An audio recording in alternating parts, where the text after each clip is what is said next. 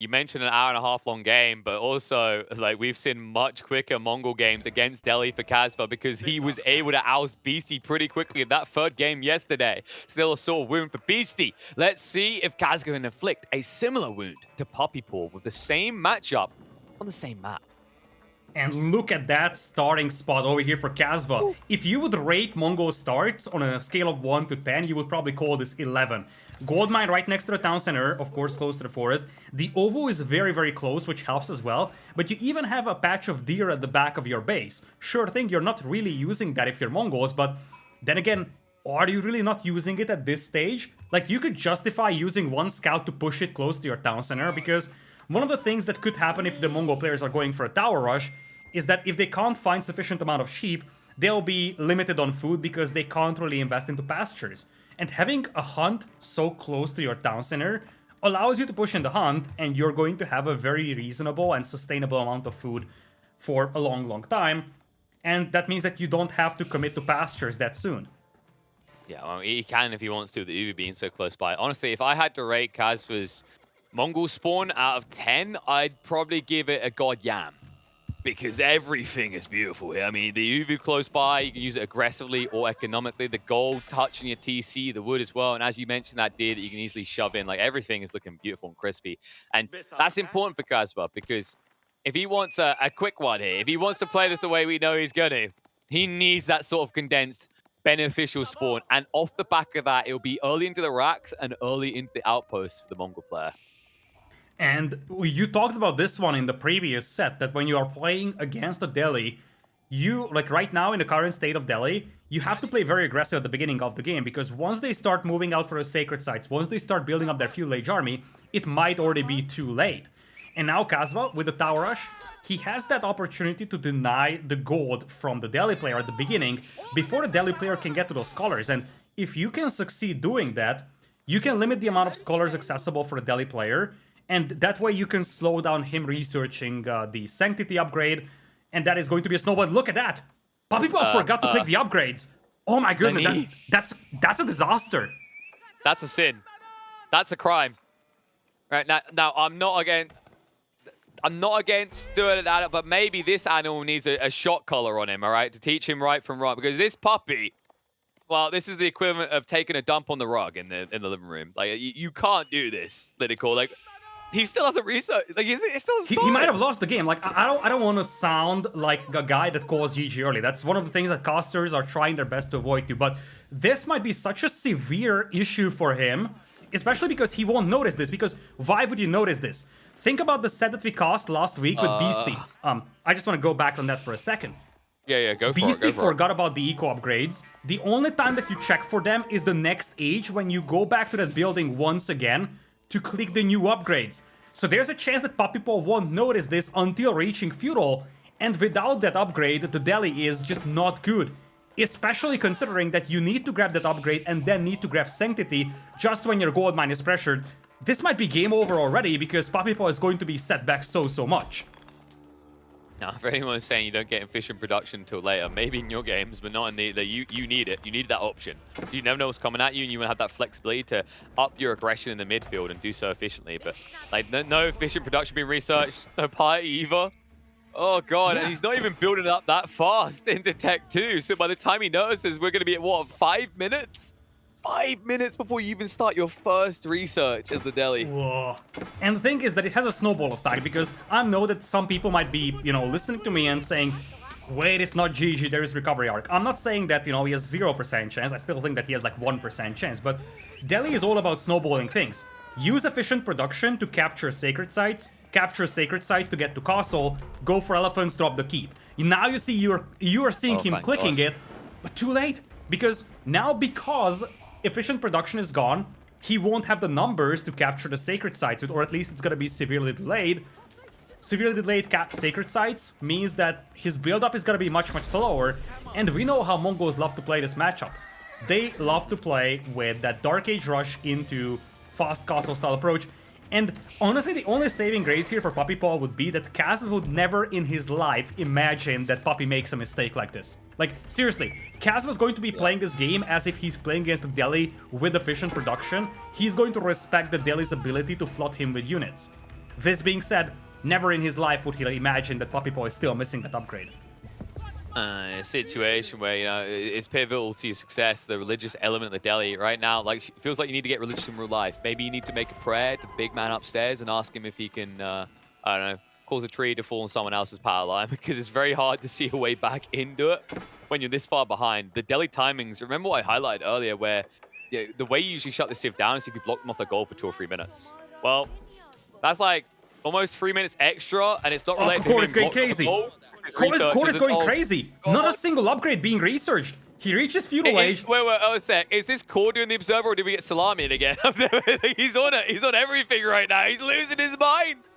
I don't know what's happening. Like, you pick Delhi specifically to do things like grabbing the upgrades the moment you reach feudal age, or the moment you reach a new age, and he's not doing it.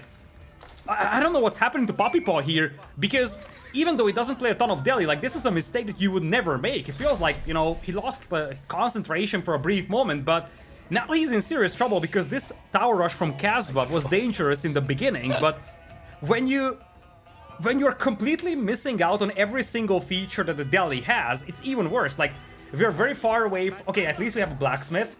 But what's the tech that's coming out of that? If it's not siege well, engineering... At least you remember to research things in the blacksmith, right? Yeah, it's something... It's melee attack. That would attack. have made me lose my mind. Okay, he's going melee attack, boys. It's fine. He's not gonna be able to deal with those towers, for sure, but right now, he's got 2 horsemen. He's going to have the melee upgrade for that, at least. It's something. We're progressing. Progress is unquestionable. I can't even begin to imagine the amount of copiums that would have been in the chat if we checked the blacksmith and nothing was being researched. At that point, I think we're like, all right, we'll just go to intermission here. There's no need to highlight this more. PuppyPaw clearly slept in a bit too long, needs to wake up. And oh dear. He's yet to wake up. I mean, he still hasn't started lumberjacking upgrade.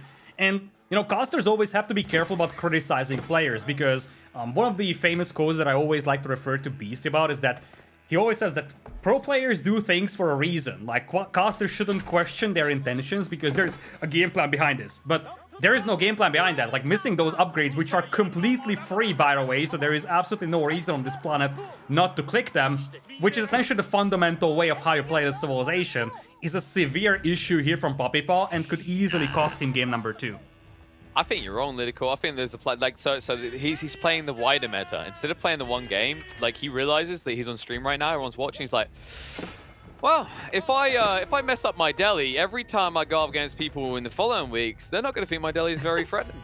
They're like, oh, he picked deli, easy win, chill. I can do whatever, and then bam, gets him each time. It's big brain from PuppyPaw. He's thinking weeks ahead. There you go. I played Beastie's angle here. I found a reason. Pros do things for a reason, folks. You're joking, but like this, as stupid as it sounds, this is actually something that's going to be, to a certain extent, a collateral damage of this one. That the thing is that now people are looking at this game and saying, hey, wait a minute, PuppyPaw is making mistakes, or in quotation, well, it's not in quotation marks, it's seriously mistakes like this.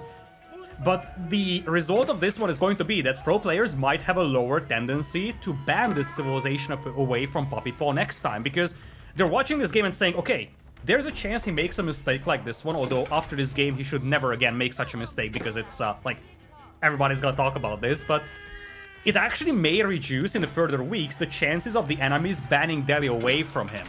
Still, there is no way that this is intentional, but at least it's going to have, to a certain extent, it has positive unintended ones, right? Like, a perfect example for Age of Empires history would be doubt and certain castles that you can build, right? That definitely was in people's minds for months after that happened. You know, you do these things, they have a knock-on effect, folks. Like, you know, if you go up against certain players on the ladders, you're expecting them to spam outposts.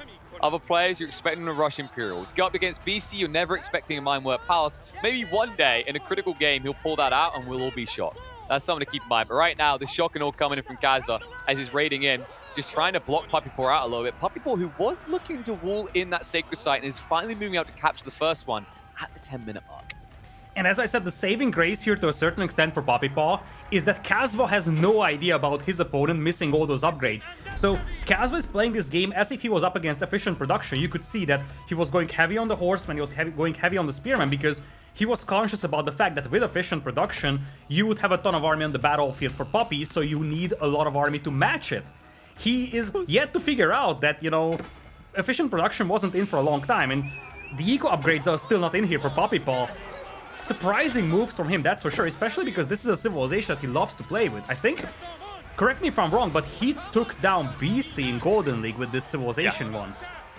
This is why I consider his strongest civ right now. Like the way he played, like I highlighted it before when I said Marine Lord was really catching on using it on Dry Arabia. Wham and PuppyPaw were the ones who started doing the first. PuppyPaw even better than his bro, I'd say, doing it. And this, I mean, if he somehow pulls this back, despite the lead that Kasva should have off the slow tech researchers, I don't know if we just say Delhi OP or Puppy OP at that stage, because this would be remarkable. Yeah, and those upgrades are slowly coming in. Truth be told, eco upgrades will be missing, but I mean, blacksmith upgrades slowly in. It's the scholars though, this is the crazy part. Like, he missed everything else, but he was building scholars. Scholars that they still don't have piety. They're about to get it coming through, and they're still going to heal in the meantime. Like, Kasva is actually being pushed back, and keep in mind, Kasva invested fully in this. He's not rushing Castle Age, folks. He's building aggressive, and it means he's stuck in the feudal alongside PuppyPaw as well. And Kasva was 100% expanding, like 100% expecting that expansion towards those sacred sites. His game plan was full feudal because he thought the expansion is gonna be so heavy towards the sacred sites. If he knew that his opponent didn't have efficient production for so long, he would have just gone for a fast castle, but he didn't do that because there is no way on this planet that you expect your opponent to make a mistake like that. And you see the power of the Delhi, those scholars out there just constantly healing. Now here comes a push from Kasva, and that's actually getting a little scary here for PuppyPaw. Tower fire, that many horsemen, might be insufficient, and you can only pull the trick of the scholars once.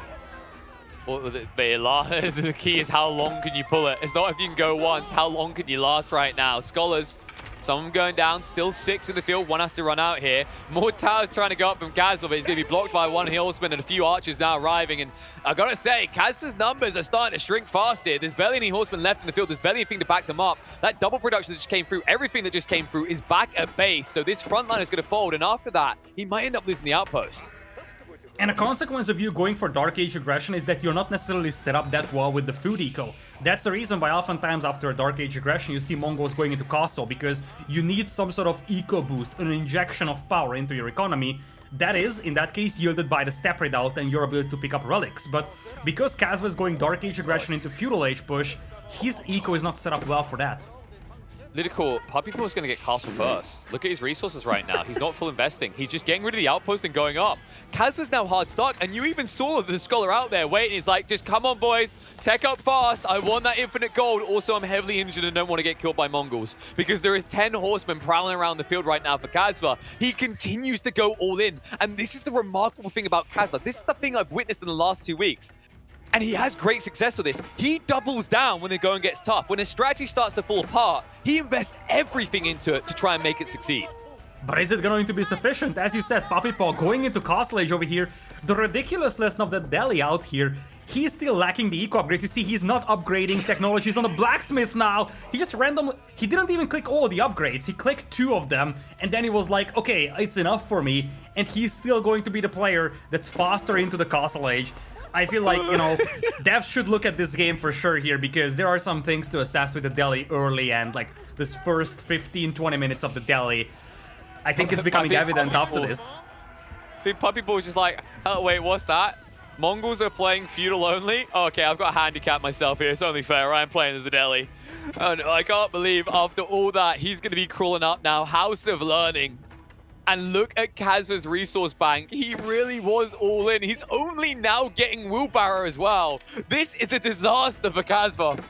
Oh man, I cannot wait for Reddit to tell me on how stupid I am for saying it was GG after PuppyPaw hasn't even started upgrading anything in the last, like the first 5 minutes of the game. But yeah, it speaks more about the scholars and their power rather than that. Now that could be a great recovery arc. There's so many villages out here. And the best part is they all try to garrison. Instead, they're going to get their shivs out and turn around. Textiles against naked horsemen?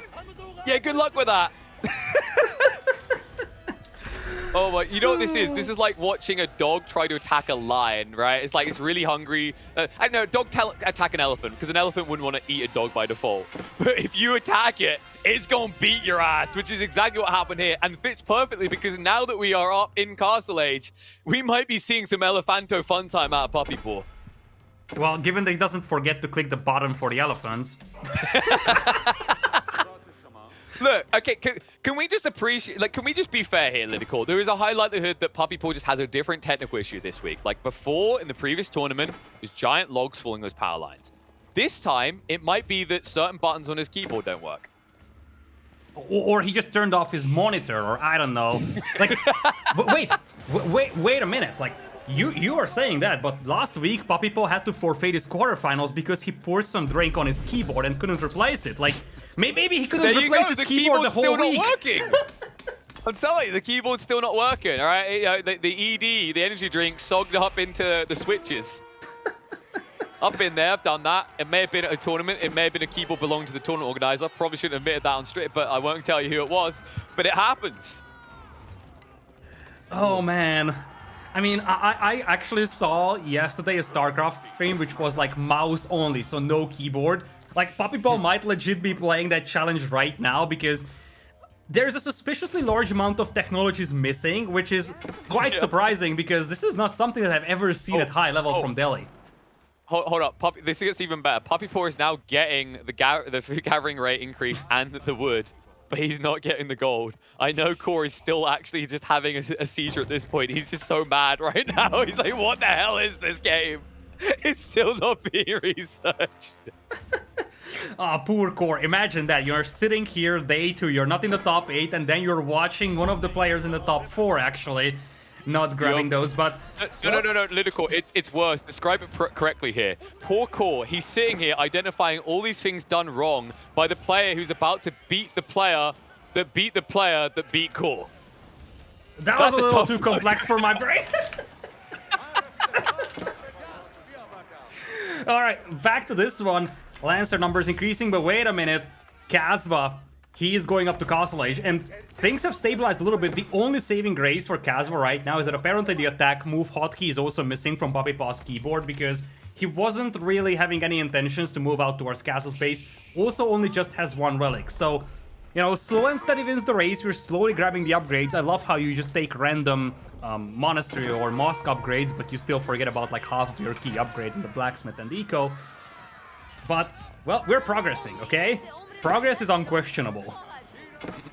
I mean, I can just hear the copium on your breath right now. It's just we're progressing, we're getting play. The only place we're getting towards is dire circumstances for Kasva because PuppyPaw is starting to get into full swing. And remember that PuppyPaw is not even fully online yet. He went into the Lancers, but the Home Blades is still researching. It's almost done. And on top of that, like the relic increase is going to be there in the coming minutes as he's getting into the swiftness of the scholars, which means they can more easily shuffle their way back to base unharassed by the Mongols.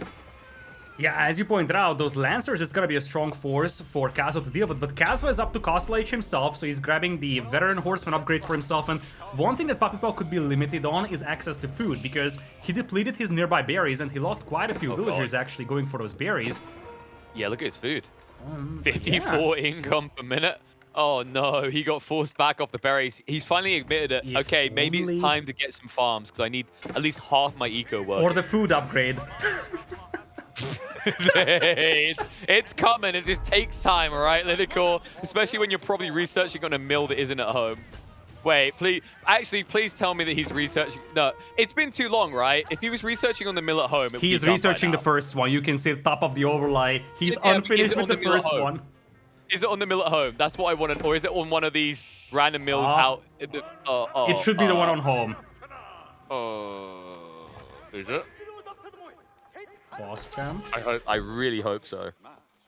Okay, it's too late to know now. Oh no, it's there. No. Okay, there we go. There we go. Oh, thank God. I wonder if it's in the influence radius of the mosque. Stop doing this to him. PuppyPaw is taking us on a roller coaster ride. You're saying that, but hang on. Is it in the influence radius? If it's got a plus above it, it is, right? So click on the mill. If it's got a plus above it. Yeah, it's not. It's Oh, not copium. God. It's not copium. It doesn't have it. The tooltip that Core is showing us is just the fact that it would be boosted if it was in the influence radius of the mosque, but it isn't. We're gonna need a moment after this game to talk to Pup. No, let's not interrupt him. I wanna. There might be some harsh lessons learned in the Marine Lord series after this. Yeah, I feel like, you know, pro players sometimes have to look at their own games from an outside perspective. If there is one game for PuppyPaw that he looks at in the next 15 years, this should be the one, because I think he can learn a lot of things from this game. The best part is, like, remember when we talked about Marine Lord earlier with his Delhi strat? I was like, yeah, it felt like he really learned this from PuppyPaw and Wham, and he innovated a step further. If that was where he got the idea, some of the ideas from, I think, like, at the beginning of this game, Marine Lord's watching, he had a notepad open, he was, like, getting ready to type notes, and then he looked up, saw how this game began, and then closed the notepad and just sat back. Okay, if PuppyPaw wins this set, what do you think is the probability of Marine Lord banning Delhi away from him in the finals? 100% because he doesn't want to make it a 3-0. I know Marine Lord, he wants a challenge. It's either 100% or 0%, right? Like, he's got one or two minds here. He's like, I don't want a 3-0 stomp, or I do want a 3-0 stomp. Some people want the challenge more than just an easy win. You know, some people are like us, just looking for that easy extra 25 elo. They want to, like, get better. They want to make sure that they're the best for the best reason. And not honestly, because their opponent didn't do the Delhi thing that they should have done. and if you look at the army numbers, I mean, now it's looking promising for PuppyPaw. 32 army versus only 9 from Kasva. You see, Kasva was delayed very heavily going into Castle Age, so he doesn't have the Lancers, and now his eco is idle because of that. He's facing constant raids. Plus, PuppyPaw has gotten 4 relics for himself. Question becomes whether he forgets to click Tithe Barns when he reaches Imperial. That would be the best part of all. If PuppyPaw goes Imperial and then realizes there's a bunch of castle researches he hasn't even got yet, right? That's when you know you're buckling down for a long game. And I'm really surprised Kasva went for relics, knowing the difference in the tech timings. Like, you're up against Delhi. Even if you control midfield, you're not getting a good deal. One relic doesn't feel like it's worth it, especially when you're clearly behind like this. Yeah, I actually wonder how many relics were there when he started thinking about that prayer tent. It's possible that there was like 2 or 3 relics still out there. 2 max, I'd expect. Oh, Elephant Fun time's arrived. And just like that, I am now very worried for Kasva. Not only is what feels like 1,000,001 Lancers prowl in the midfield with honed blades, but now these elephants are going to hone their sights upon your base. So you're telling me that if PuppyPaw wins this game, which seems more and more likely as we go deeper, him having 30 population lead, considerable army lead, you're telling me that not getting efficient production in Dark Age is going to result in a 100% win rate for the Delhi Sultanate, right? Yes, because what's going to happen is, like, it's kind of like in a sword fight, like, because people are assuming certain things you do, Lidakor, right? If you get in a sword fight and it's like, instead of you reacting, you're just, like, doing the motions at the right times. You're like, oh, he's going to swing at, like, 7 seconds in, upper right. But if he's off by, in this case, 5 minutes, then you're going to, like, swing at the wrong time, and he's going to cut you. I hope I explained that very well for people who are acting swordsmen. Like, if you want to make a convincing display, you know, you got to be in sync with each other. Keep drop now coming in. Enough of the BS. Yeah, I mean, that's going to be on a gold mine. That's a serious keep drop. It's not in the starting base. Instead, it's going to be on the step redoubt and the keep. Kasva's going to try and counter tower this, but it doesn't work in this game. It works in AoE 2. It's not going to work in AoE 4. The build rate on those castles are just too fast. Unless the Lancers aren't focusing the units that are killing the villagers. Actually, I don't know what does work. I don't think any of us know what works anymore in Age of Empires for Lidakor. This keep shouldn't even be this close. And he's going to back away. The elephants, like, if he just waited 20 bloody seconds. Yeah, I mean, at this point, all my predictions are just going crazy over here. Today is not my day. At least someone who is making a 10 minutes of Lidakor being wrong compilation video is going to have enough material to work with for the next 10 years. I mean, you just mail this in to Fails of the Week, right? You make some good money there. Honestly, at this point, let's just change the commentary to the sound of us banging our head against the table for 10 minutes. I think that's going to be more fitting as reactions to these changes. But look at this. Despite everything, PuppyPaw is still going to go back in for the keep afterwards as he can guard it. Kasva's going to call GG. He can't hold this beast back anymore. PuppyPaw with the unorthodox deli strat opener is able to close it out quickly with a 2-0. Let's see if this one works against Marine Lord. I honestly would love to see the face of Marine Lord watching this game, just thinking about how his set against PuppyPaw will go in the finals, because he's like, come on, there is no way, right? Oh man, such a crazy, crazy game in here indeed. And, you know, one could really think, hey, was this intentional from PuppyPaw? No, 100%, that wasn't intentional. There's no way on this planet that you are doing such things, like missing out on half of the free upgrades that you can have, not having your mill in the influence radius of the mosque. Interesting game here from PuppyPaw. Very powerful though from the Delhi still, and this is something, as I said, that the devs may need to look at as one of the indicators of Delhi being a little too powerful maybe early game. Gonna be a debated topic on Reddit in the next couple of days for sure. Yeah, most definitely. And, you know, I just want to point out that this, folks, is exactly what EGC is all about. Giving opportunities. PuppyPaw, look how hard life is for him right now. He can't afford a keyboard that fully works, mainly because he spills drinks on it. And as a result, he now will be able to. The money he's going to make from going this deep in the weekly will cover the cost of a new keyboard. And hopefully with that new keyboard, we can see his deli ascend to new heights.